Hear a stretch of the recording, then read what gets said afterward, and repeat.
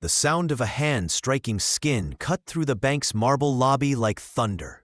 Gasps rippled, phones shot up, and the black woman's papers fluttered across the polished floor. The manager loomed over her, barking for security to drag her out, his words laced with venom. "Trash like you doesn't belong here." Customers froze, torn between fear and outrage, as the livestream viewer count exploded. But behind her silence hid a truth no one in that room imagined. She wasn't a victim. She was their CEO.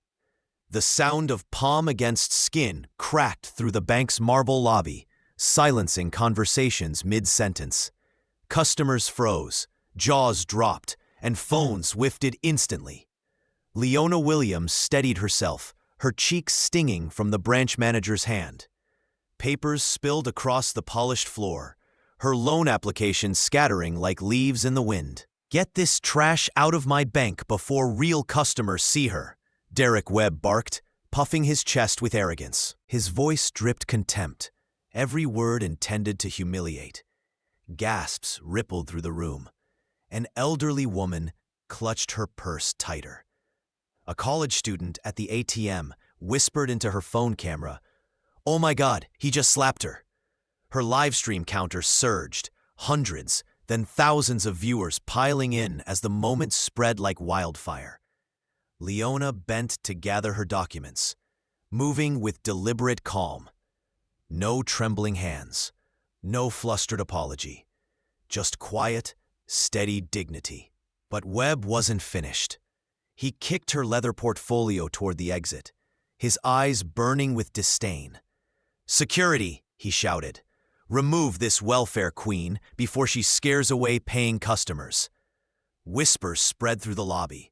Did he just say that? The cruelty was blatant, raw. Two businessmen averted their eyes, unwilling to intervene.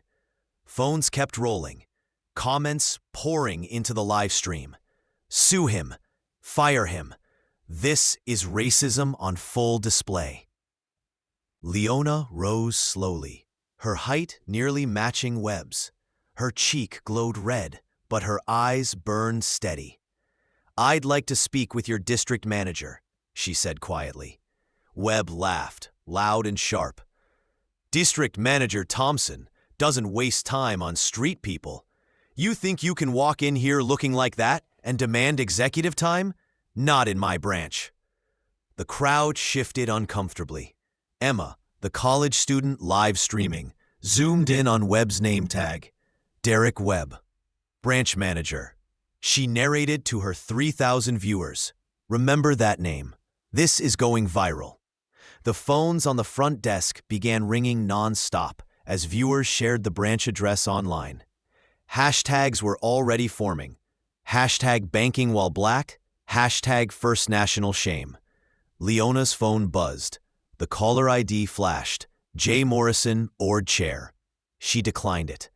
Webb sneered when he noticed the expensive leather case. "Nice phone. Probably stolen or drunk money, right?" That line hit harder than the slap. Gasps tore through the crowd. Emma's comments exploded. He just called her a drug dealer. Live. On camera. Mrs. Chen, an elderly customer near the investment desk, finally spoke. "This isn't right. I've banked here 40 years. That woman has done nothing wrong." "Mrs. Chen," Webb snapped, "don't encourage this disruption." But the tide was shifting. Antonio Vasquez, head of security, studied Leona carefully. Her posture was wrong for Webb's story. Too calm, too commanding. Something about her presence unsettled him. "Ma'am," Antonio said carefully, "maybe we can resolve this in the manager's office." "No," Webb barked. "She doesn't get private meetings. She gets escorted out." Leona gathered her papers, stacked them neatly, and looked directly into Webb's eyes. "Derek," she said evenly, "you should call corporate." The words hung heavy in the air. Phones zoomed in. Emma whispered to her viewers, "Did you hear that?" "She just told him to call corporate." Webb sneered. Or what, you'll call your social worker? Leona opened her leather portfolio with deliberate precision. The first document she withdrew caught the light like a mirror, a gold-lettered ID badge. First National Trust Corporation, Board of Directors. Leona Williams, Chief Executive Officer. Silence slammed over the lobby. Gasps, then stunned whispers. Emma's livestream comments exploded. She's the CEO. She owns the bank. Plot twist of the century. Webb's face drained of color. That can't be real. Leona dialed an internal extension on speaker. Corporate Security Command. This is Leona Williams, CEO Authorization Code Zulu 77 Alpha. I need corporate officers dispatched to Branch 47 immediately. Yes, ma'am. ETA 4 minutes. The entire lobby heard both sides of the call. Webb stumbled back, knees trembling. By the time corporate security arrived, Emma's live stream had crossed 15,000 viewers. Leona faced the lobby, her voice steady. Branch 47 will lead our new Dignity Banking initiative. Bias training is mandatory, complaints will be audited, and every customer will be treated equally. Applause broke out, phones capturing every word. Webb collapsed into a chair, his career ending under the same cameras that once feared him. Months later, a bronze plaque at the entrance read, Dignity Banking Initiative, Excellence in Inclusive Service. Emma, now a journalist, filmed her closing line. This branch once trended for shame. Today, it trends for change. If this story left you stunned, don't just watch in silence. Like this video, share it so the world sees the truth, and comment where you're watching from and what moment hit you hardest.